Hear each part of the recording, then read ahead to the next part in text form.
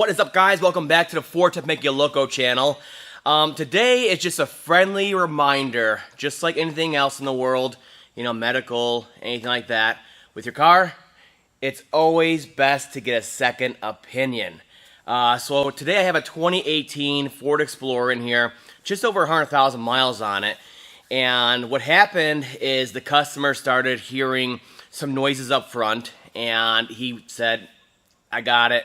I can handle suspension work, stuff like that. I'll go in there, and anything that's even loose just a little bit, I'm going to go ahead and change out myself, he said.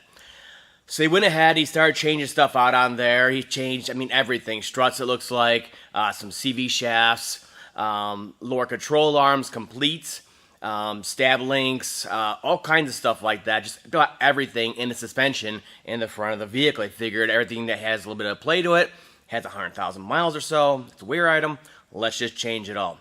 The problem was, as he went along, he's changing this stuff himself. He noticed it was kind of getting worse. As he changed more stuff, it was getting worse. Which usually means you left something loose, you put on inferior parts, and yes, a lot of the parts on here, if not all of them, are aftermarket. And I do not trust the aftermarket, not one bit. We do not install aftermarket at this shop. Just for that reason. There's too many issues with them over the years, past 20 years of dealing with that. So he brought it to a shop finally. He said, I can't figure it out. I'm bringing it to a shop, a regular professional shop, right? He brings it to a guy. He says, yeah, everything's new under here. Can't be that. It must be the steering rack on here, the steering gear. You need a steering gear, but I don't program Ford steering gear, so go to the dealer and get it done. Guy says, you know what? I know about this guy. FordTechMakuloco out in Yorkville, Illinois, BSG Automotive. And he said, I'm gonna finally go to him and get a second opinion. Very smart guy. He brings it here, and I look underneath there, and sure enough, everything is like new underneath there, and you would think everything would be fine. Steering gear, though, from the steering angle sensor on out, has no issues, in my opinion, at all. Now, mind you, a steering gear from my shop, a new steering gear, you have, I replaced both outer tie rod ends, alignment, labor, is around $2,800. I don't know about you, but I don't have $2,800 just sitting around to blow on something that doesn't need to be there, to be changed out. So, short part of it is that in reality, it was just a loose piece that the guy actually installed himself on there. So basically, you tighten a nut up on there, change the link out, whatever it is, that's faulty, and you're back on the road for the cost of the link or cost of tightening up the bolt. That's all there is to it. No rack is needed, and nothing crazy, and the guy just saved $2,800.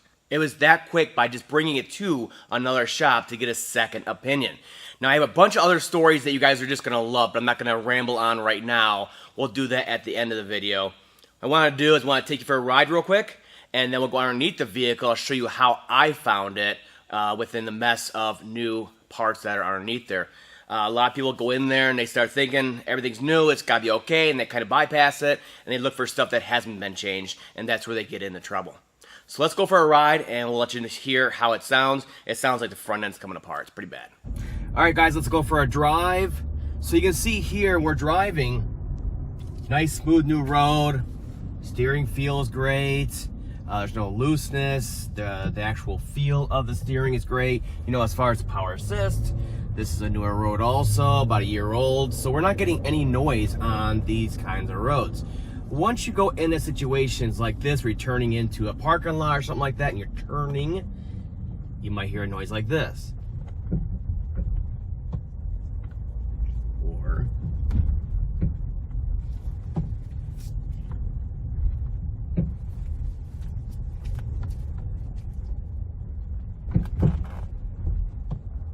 so it's that kind of noise where it's a loud, clunky noise up front. Sounds like metal on metal. Let's listen. And I'm really hearing in the passenger side, a little bit on this side. You hear that? I mean, it's pretty bad. And it's happening more when you're turning into something, or turning into a spot or a parking lot. And that's why I think it has something to do with the steering, especially since all the suspension components are new. Now, what a lot of people don't realize is that when you're driving straight, and especially on turns, your stabilizer bar end links, they're moving and twisting in the socket on there. So if they're dry, they'll make a squeak noise on turns. And then if they're loose, the metal ball instead of the nylon socket, it'll make noises on turns because you're loading and unloading the suspension. So a lot of times, you know, it's confused a failed stab link with a steering component because they happen on turns. So that's why they're going after it, and they're thinking everything else is brand new. It's very obvious it's a steering gear, right? I mean, and it sounds worse than normal because in this case, the nut is loose on the stabilizer bar end link, which means it's metal on metal stud going through a metal bracket in the strut. Whereas a worn stab link would be a metal ball inside a nylon socket that is worn and making a clunking noise, whereas this is like metal on metal. So as you can imagine, for the customer, he's changing all the stuff out on there, and he's kind of desperate at this point because it sounds pretty bad up front. It sounds, you know, pretty dangerous, and he wants it taken care of, especially if another shop is telling him the steering gear is making all that crazy noise. That's a real cause for concern. You lose control of your steering, you're done for. And so it's probably the other guy on the other side of the road too. So you can understand his cause for concern. So we'll go back to the shop, and I'll show you what I did once it was up in the air to actually find where it was loose or where the noise was coming from. Let's go back to the shop. Okay, we're back at the shop now. I had the vehicle up on the lift. Now it's time to inspect it, see where that noise is coming from. So for any kind of steering concern, the very first thing you do after you jack the vehicle up on both sides is you want to go ahead and grab the tire at the 3 and the 9 o'clock position, and you're going to try to move it back and forth like that. What we're doing is checking for any kind of looseness in there, any kind of clunking noises, anything like that, and you shouldn't be able to move it just like this. I cannot move this at all. Solid. Going over to the driver's side, same exact thing. Same exact test. Can't do it at all. Quick spin. Everything sounds good. So the very next thing I'm going to look at, because I can already tell by experience in my ears and driving that it's a suspension concern that may happen more on turns, I'm going right for suspension components. So we're looking at it on here. You can see the stab link is new aftermarket. The outer tie rod end is original Ford lower arm on here, maybe new struts, new CV shaft. Now when you're pulling all this stuff apart like a CV shaft, you're pulling all these bolts up here. So you got to remember that you're not just changing a CV shaft or this, you're pulling the whole front knuckle and everything apart to change these components. So we're pulling a lot of the front end apart. So you want to check to make sure everything's nice and tight. So looking at this side over here, on the passenger side, a new lower arm, looks like a new CV shaft down here. This is an aftermarket outer tie rod end, maybe new struts, stuff like that. So again, a lot of it's been apart and changed multiple times. So what I do to check for a noise in a situation like this is I bust out the pry bar. You want to bust out a decent sized pry bar and get in there and start moving these components. Here's a perfect example why. So if you're in here looking at stuff and you're grabbing the lower control arm, you're checking the joint right here, right? So you pull up, down. You know, I weigh 220 pounds. I mean, I can move some stuff and it's not moving for me at all. Same thing right here. Checking the socket on there, nothing. We'll check bolt torque on over here, of course, stuff like that. Then we're looking at the stab links. It sounds like it's stab links. So again, if I grab it, I mean, I cannot get any noise out of it. Reason being is these vehicles are heavy pigs. So this stabilizer bar is real thick on here. It's beefy, so you're not gonna be able to move it by hand. But if you get a pry bar and gently pry in the right spots, you can find weaknesses. So we'll go ahead and we'll do the same thing here, a little pry action, maybe down here at the lower ball joint, but I'm concentrating on this right here because that's where I'm hearing the noise. So again, we'll go up with it, try to do that, didn't really get anything. And then I like to go down with it also because it's under tension already. And if you look at it, and you look at the upper nut on there, it's moving quite a bit. It's obviously loose within the bracket.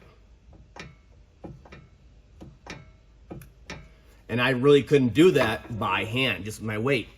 So I heard a lot of noise over here. It's very obvious this passenger side, but I'm also hearing it on the driver's side. Now, before you go batty wampus crazy, remember, this is metal on metal, and it's transferring through here. Yeah, there's a nylon socket in here, but it's transferring through here to this other side. So I'm hearing it over here also. And of course, you want to check everything that was done and touched on here. But there's no guarantees that it's actually failed over here also. See? I'm not getting no movement out of that in the bracket. So it's just transferring, noise is transferring over. So that right there, the upper nut on there, which the nut comes with the new stab link, is all that we need to do is tighten that down to spec and then go for a drive. It all is gonna be fixed. No steering gear is required. Now, of course, I'm not gonna be, I'm not gonna turn a blind eye to it. I'm gonna go ahead and check everything he did. All these bolts and fasteners, everything he might have touched in here, I'm checking it all, and then of course taking care of that there. And we'll go for another test drive. All right, we have everything all tightened up down below. Let's go for another drive and see if this was a cheap, inexpensive fix for the guy after chasing it forever. There was the lower ball joint nut on the passenger side, that new one, was a little loose, and then of course the stab link nuts were beyond loose. So again, we're not gonna hear anything here. Let's go in here and actually test it out. Again, each time I drive like this, I'm checking the steering. Oh my God, it seems like a brand new vehicle. I mean, I am not hearing anything. Nothing. That was pretty good test. That one. Let's go over this one, this sewer right here.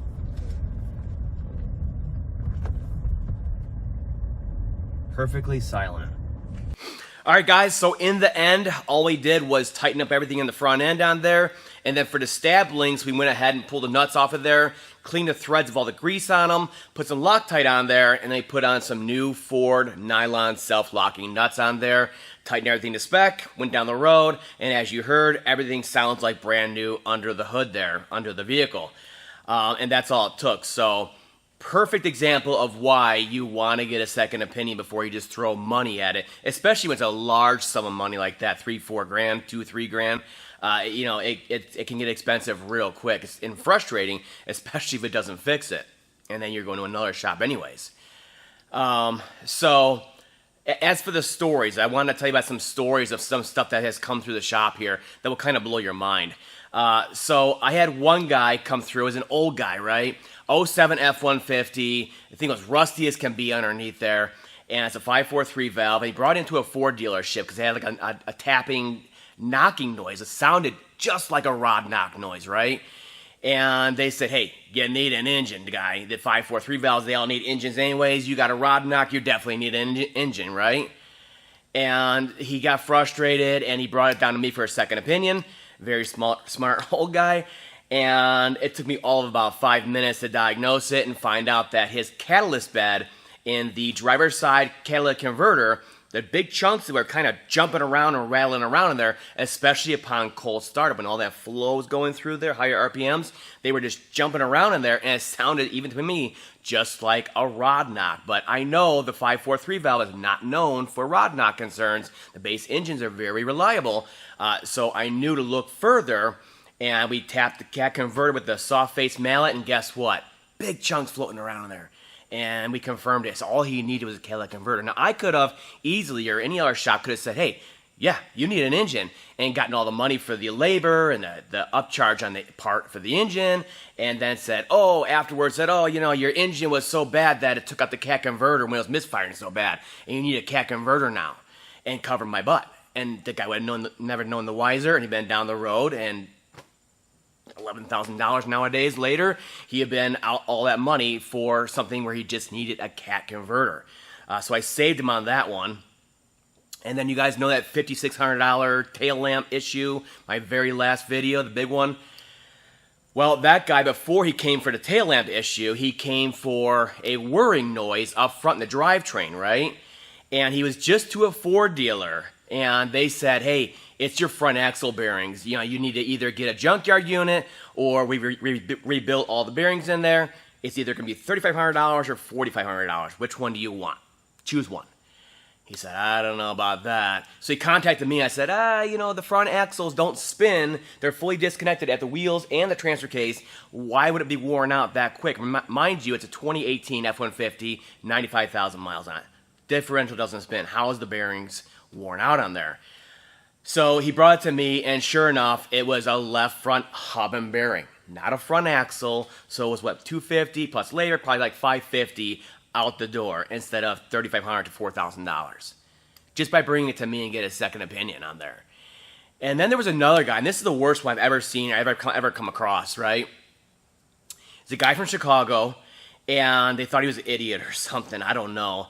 But he brought it in for it was like a 05 F-150, and he said, I have a low power concern, barely get down the road. So they said, hey, your engine's worn out, you need a remanufactured engine. They put in a reman engine, and then they said, you know, it's better, but the concern's still there, and it's just kind of like, it's getting to higher RPMs, and your trans isn't shifting. Your trans is, you know, whatever they told him about the trans. You know, the engine took the trans out, or whatever they said, but they sold him a trans too. So now he has a reman engine and a reman trans in there for this low power concern, where it just basically revs to the high RPMs, and then it doesn't really shift that well and everything like that, right?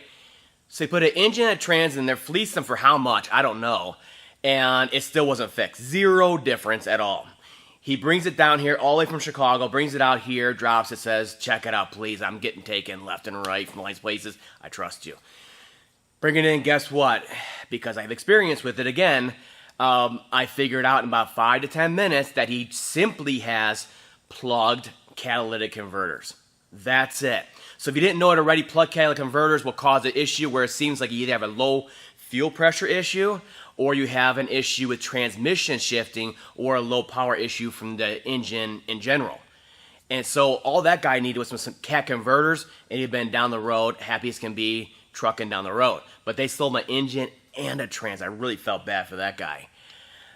So yeah, there's a couple different stories of people out there that were, you know, they came too late for a second opinion, or they said, whoa. And they stepped back and said, I'm getting a second opinion, see you guys. And they brought it down here, and they got it diagnosed properly. Now, I'm not saying I know everything. I definitely don't know everything. I'm not right every time.